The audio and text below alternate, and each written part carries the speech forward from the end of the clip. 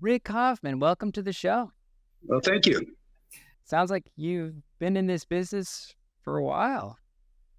Long time. First pro gig, I think, was at 16 or 17. Okay. Tell me a little bit about that. I was in a rock band in high school, but I also got a chance to play with some older guys doing jazz standards. And they needed a drummer. And I said, well, I can play that stuff on drums. And so everybody in the band was, 20 or 25 years older than me. And it was just a great experience because not only did I get to learn all of those old cool tunes, but I also learned, kind of how to be a pro player and how to behave in a club and, how to do all the things that you should do to be, kind of successful being in a bar gig. Playing with cats. Yeah. No doubt. 25 years older than you. So you started as a drummer? I always, kind of played a little drums, but that's kind of my first work in the bars was as a drummer with those guys. I was still playing bass. In fact, I was playing a lot of guitar back in those days. Okay. So you a little bit of this, a little bit of that. You do it all. Music is just in you. Yeah, seems like it. Well, so you've been at this for about 50 years, it sounds like, and yet only the last 3 years you've been a songwriter. Yeah, I've been playing in cover bands, and I'd written a couple of songs, but there wasn't any place to really do them. They didn't really fit in the cover band scheme. And it wasn't until I got up here that opportunity provided itself. Very cool. So tell me a little bit about your first song that you ever wrote. Just a very simple 3-chord rocker, with a little half-step slide called Hard Lovin' Woman. And I was with an 8-piece horn band at the time, and we were in Vancouver, Washington. And we were doing a lot of, soul and funk. And that is not what the Vancouver crowd wanted to hear. Mm-hmm. And so we needed some more rock and roll songs. And I said, well, I've got one we can learn, in about 5 minutes. And we did it. And then I, let it go. And then I revived it here a year ago. And it's really gone over well, better than I ever thought it would. How about that? So it's stuck. Yeah. People, my guitar player that I'm in the band with now, his 90-year-old mother says, I just love that song. I'm like, oh, you, Dixie, you should listen to the words a little better. So the simpler, the better sometimes with songwriting, yeah? Yeah, it works. 3 chords is all you need. Well, hey, congratulations, because the first song I ever wrote, we ain't doing that anymore. We ain't doing that no more. We left that in the past. Yeah. I'm seeing a lot of these songs and these songwriters that you really are inspired by. And one that jumps off the page for me is Jason Isbell. And specifically that song Elephant, which is just, that is such a hard-hitting song. It is. And he does subjects that nobody else takes on and does them beautifully. Oh my goodness. It's stunning. It's such a stunning song. And so bold, and it just, it almost attacks you, with the imagery, and you kind of feel the disease of this person. And you see it from the friend side and from the person's side. You kind of get both halves of it. Yeah, and I love that style of writing where someone is telling a story through someone else's eyes. So they're kind of approaching a worldview or the way that they see the world, but through the eyes of someone who's going through something very intense. Yeah, no, it's just a beautiful, sad, poignant, wonderful song. Oh, I highly recommend. Do you want to just cry. Just listen to Elephant by Jason Isbell. Yeah. Also, I really appreciated this looking at your, we always we send this questionnaire and we never know what we're going to get back. But I loved what you said here when you said, and I said, what are some tricks of the trade? And you said, play with people who are better than you. Listen a lot. I love that. Tell me a little bit about what listening and that idea of always, going up in terms of the people you hang out with.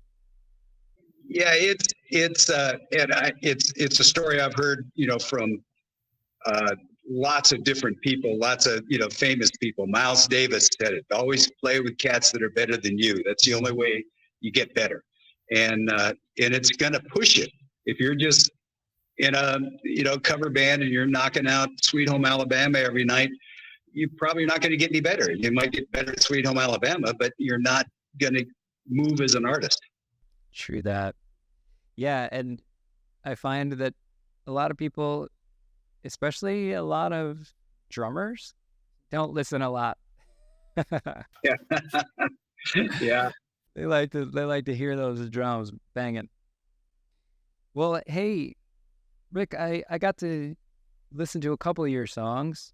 The one that kind of stuck with me was Dumb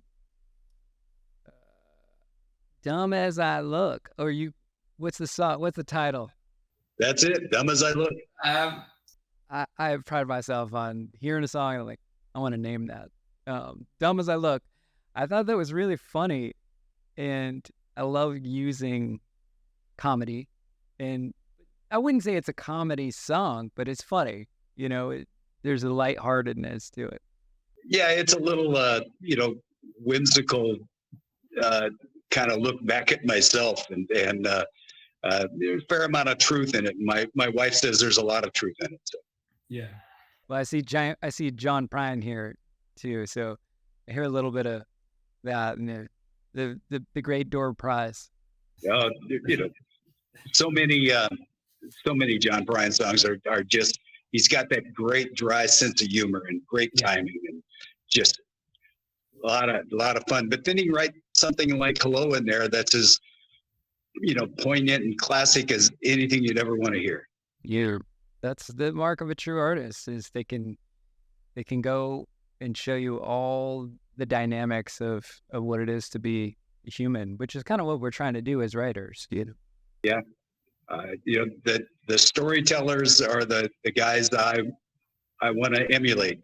John Prine and John Hyatt and Guy Clark, and there's I could do a 20-minute list, but the great stories make the great songs. Yeah, well, I think the great hooks too. And as I was driving up here to work, I couldn't get that hook from Dumb As I Look out of my head. It kept jumping back in. So you got away with a hook. Yeah, maybe, and that's, it's a different kind of song, but yeah, they work, and they're kind of fun, just kind of fun little rockers, and people like them. Tell me about your process. I'm not going to say lyrics or music first, because that's kind of the cliche. Everybody, I feel like most people, it's going to be this and that. Like, everybody does a little bit of the both. But let me into your process a little bit about writing. The first thing I do, and I do it all the time as I'm listening to other songs or reading, or even sometimes on television, I'll hear a phrase that just resonates. And I'm thinking, there might be a song in that, or that might be a part of the song. And I write it down. So I've got a whole list of phrases, possible titles, possible whatever it might be. And that's a lot of times where I'll begin. And I might come up with I also might hear a chord pattern from somebody, that I can lift without plagiarizing too much. But, and then, maybe it plugs into one of those phrases or one of those titles. So it's not a set thing, but I start with the words. I start with the story, I think, more than I do start with the music. As a 50-year bass player, my guitar playing could be better. Sure. But I bet that bass is pretty filthy. I'm pretty happy right now. Even though I'm playing in a 3-piece band and I'm singing most of the songs. So don't get a chance to step out and get too fancy. You just kind of got to do your job and do the work. But I'm pretty happy. That's good to hear. I want to touch back on something you kind of said there. In terms of like writing, and what I find is you got to look around. You got to see what's out there. You got to listen. You got to pay attention, because most everything that exists, it exists outside your head. And we get stuck in our heads as writers, like, I gotta figure it out. I gotta do, but if you look around you, it's all out there, the inspiration. You just gotta kind of look for it. Yeah, and listening to other musicians is so inspiring. You hear, something, that Prine did, or Jason Isbell did, or I just ran into a Canadian band called Blue Rodeo. I'd never heard them before. They've been around for 30 years. And some of their stuff is just gorgeous. And it's like, wow, I want to write, that song. I want to write one of their songs, 5 Days in May. Just great story and really well told. I want to do that. Yeah, I love that. There's so much out there, and we get such a small sliver of it. And whatever we can take, it's we take it and put it into our own process. I like to think good music in equals good music out. So if you're listening to good music, you're going to make good music. Yeah, I hope so. And that, when I hear, these other songs, I want my stuff to be at that level. Yeah, absolutely. And it's a lifelong process. We're always striving to. I also personally believe that your best song is always ahead of you. You can kind of rest on your laurels, or you can, I really wrote this great song. I nailed it, but all of your you-ness is moving with you, as you go. And so you can take that experience. And sometimes you hit lightning in a bottle, you just nailed it. But we're always striving to grab that again if we can. Yeah. Always want to do more.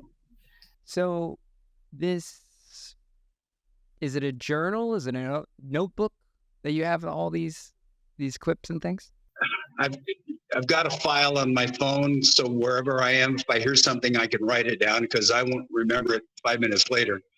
But and then I've got a list on my computer of older fragments and titles and stuff. So it's just kind of a list of words and phrases that I think, well, that could be a song. There's something in there if I can find the rest of it. Jumps out at you. Grab it. Yeah, I always tell young aspiring songwriters, record it. Like, always press record. You're not going to remember it, whatever it is. And since we got iPhones that with the voice memo, just push record, sing into it, whatever it is. It's a phrase, it's a word, it's a note, doesn't matter. You won't remember it, more than likely. Simple recording program that came with the computer, and I'll just plug in a mic and start working on a song and get, maybe get a verse down, maybe get the chorus or something. And then, it might, go away for weeks or months, and then I'll come back to it, and the rest of it kind of show up. Yeah. I remember, did you see that? I forget what it was called, but it was Paul McCartney and Rick Rubin. did a documentary on like Netflix, or maybe it was Hulu. They went in and they had all the original sessions of the Beatles songs and Paul McCartney stuff. And he had this old Neve board set up, and they had all the sessions, and they were just like pushing it up the bass and pulling everything down, like cranking those harmonies, and just like they were just playing and just having fun. And it was so epic. But Paul said, well, we just had to remember. That's why we just had to write songs that we could remember. We didn't have a recording device, We just had, the reason our songs were catchy is that's the way we remembered. Pretty good advice. All right, Rick. Well, it's a pleasure talking to you, first of all. Thanks for, joining the show today. And is there any other things that you'd like to, I won't say advice, but is there anything that you've learned along the way that you could share? I think one of the things that has helped me the most over this last, couple of years, 2-3 years that I've been writing more, is that the band I'm in, 3-piece band, it's me and a guitar player and a drummer. Also, our average age is 71, so we've been at this a while. And they are so receptive to whatever you might bring in. And the guitar player's got a few more songs, in the box than I do, but it doesn't matter, and it's not competitive. And I can bring in a scratch, just guitar and vocal, and let them hear it, and we'll get in the rehearsal room and we'll have a song in an hour. And they, they contribute a lot to taking that scratch recording and turning it into a real song that we can perform, the next week. And that's been a great help, because it's hard to get a band to accept your songs, and especially if they're bringing in songs as well, it gets competitive. Isn't it amazing, though, what happens when you sort of set your ego aside and just say, let's just go with this? That's where magic can really happen, because I find that most of those moments where things get cut off is where you're overly attached to something. Like, oh no, this is mine, it's got to be this way, blah blah blah, and then you could really miss some opportunities that way. Yeah, and but we also help each other. What if we did this, chord here? What if we did the bridge a little slower or something? And you can take the suggestion or not, but it's always positive, always looking to make the song better. But you got 6 years on it. Yeah, that's right. Another thing that you kind of mentioned that I really resonated with is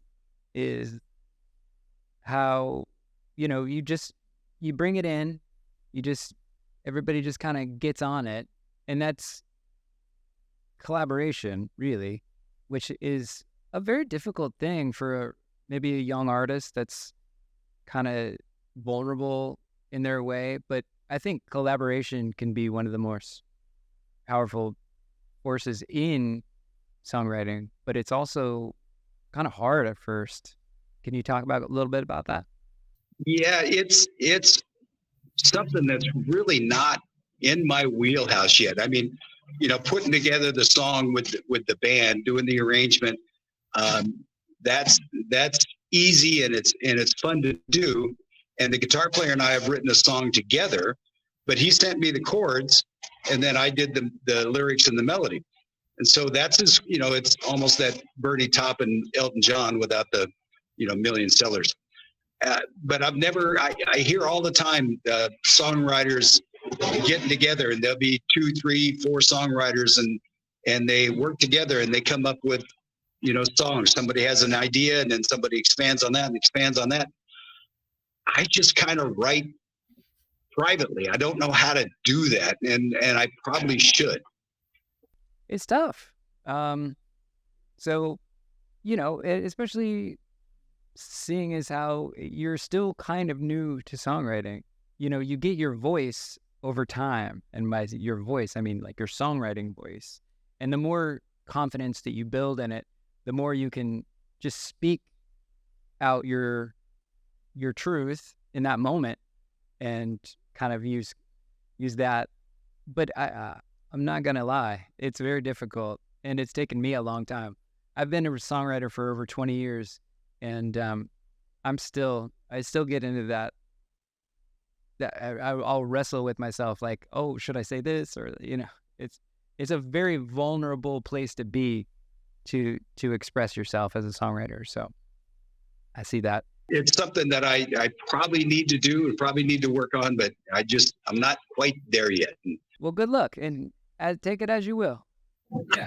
Exactly. No rush. So You've been at it a long time, so it's still working. So one of our researchers mentioned something that I didn't see on your sheet here. You mentioned a band called Loop City. Can you tell me a little bit about that? That was the kind of the big band out of high school, and we were able to put together an 8-piece and later 9-piece for a while horn band right out of high school. Most of us came out of the Hemet High School jazz band, and doing a lot of Chicago, Tower of Power, Cold Blood. In fact, I'm going to see Cold Blood this evening.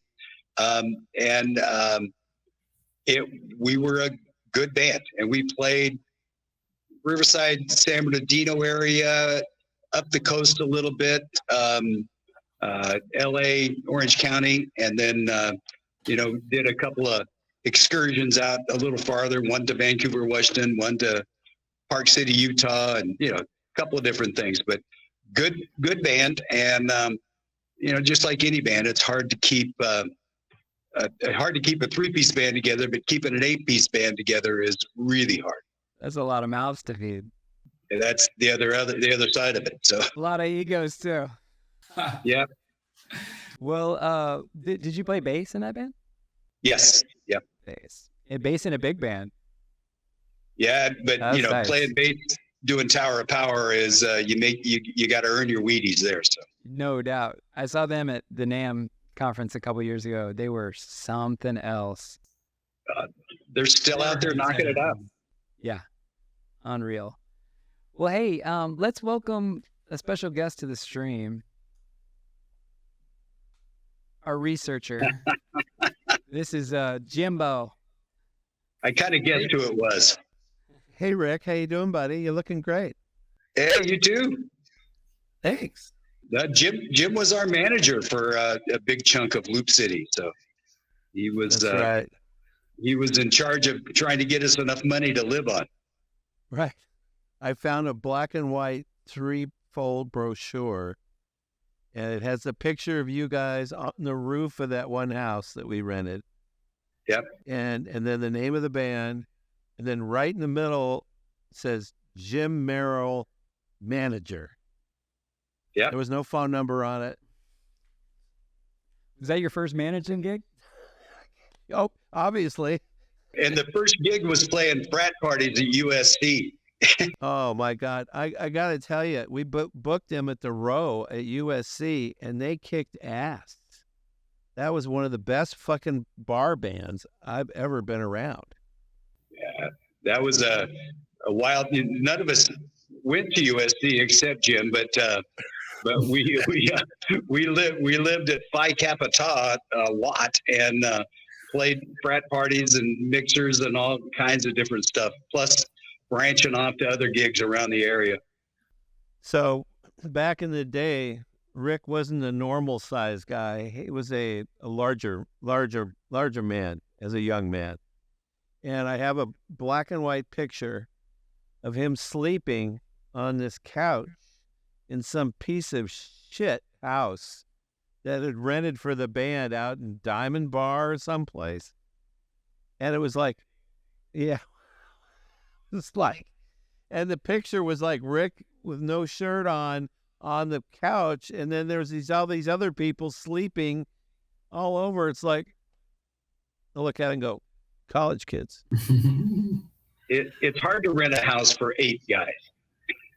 I do remember having a little bit of a landlord issue. They're going, rock and roll band. I think I told them it was a band, which was kind of stupid to start with. But anyway, it was a great band. And Rick, we were trying to get Corey Nordahl on this interview as a surprise.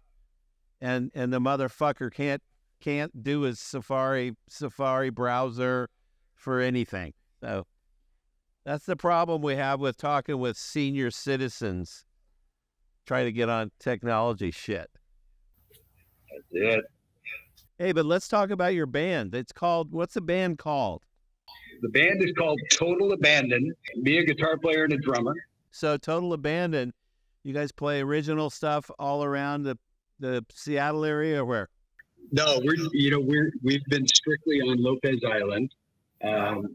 We've got 26 originals, and that's what we've been working off of, because we've had a number of gigs, a couple of club gigs, a couple of parties, but always on Lopez, and so we're kind of rounding up, finishing off the recordings we did essentially live, but I'm really happy with the way some of this stuff has turned out, for as primitive as our recording was. But so for the last year, we've been playing 26 songs to whoever wants to hire us, and it's gone over great.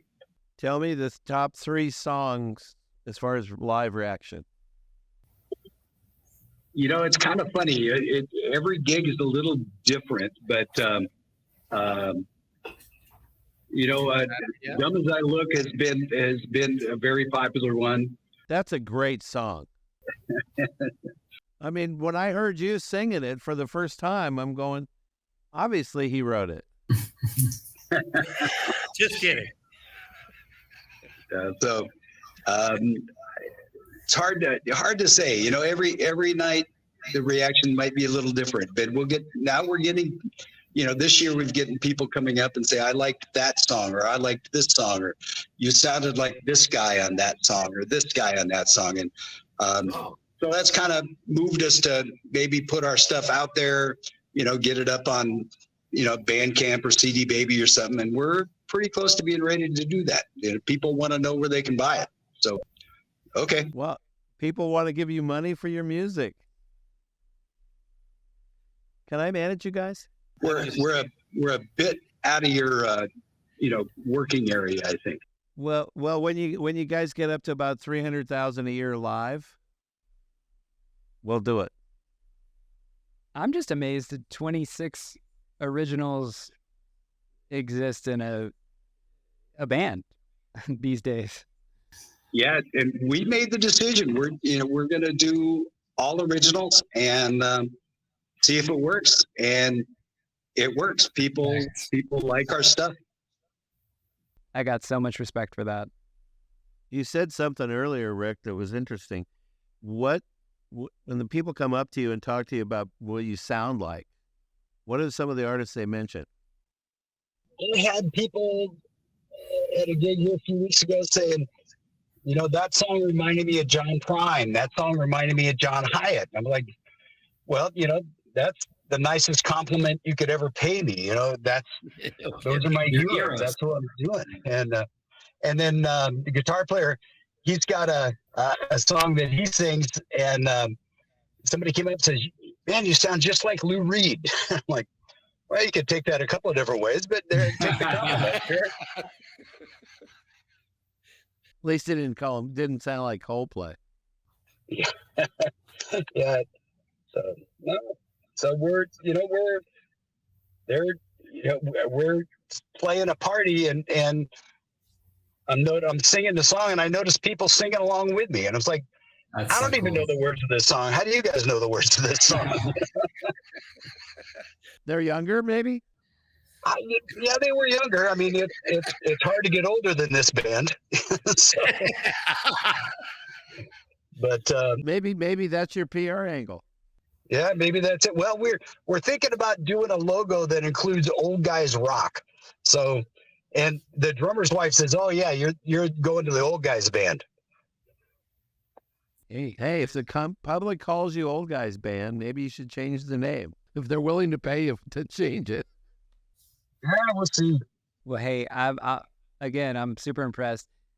Anytime that the crowd is roaring, ready to go, I'm always like, all right, what cover song am I going to play? You used to pull out your song that you know they're going to respond to. That's just it's really cool, man. It's very impressive. The bad part is we did a party and we did all 26 of our songs, and they said, yeah, we want an encore. I go, we don't have any other songs, guys. So we drug out Mustang Sally. They sang the whole thing and loved it. So that's okay. There you go. Well, at least you did know some cover stuff. Oh yeah, I didn't put all those years in for nothing. So. Thanks for coming on the show, Rick. We really appreciate having you, and keep writing because you're on your way. It sounds like. Well, thanks, and I appreciate you guys having me on. This is kind of a new world for me.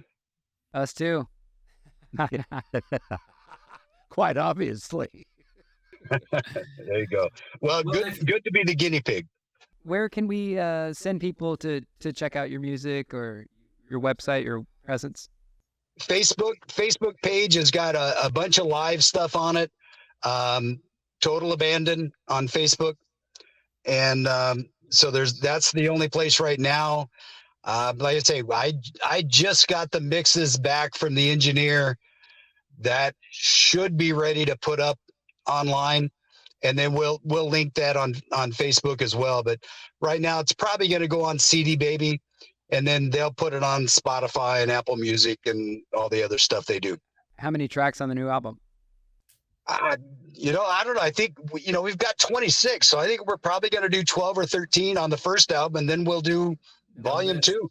Love it. All right. Well, check them out. Total Abandon. Rick Hoffman, thanks for joining us. Take care. Thank you very much.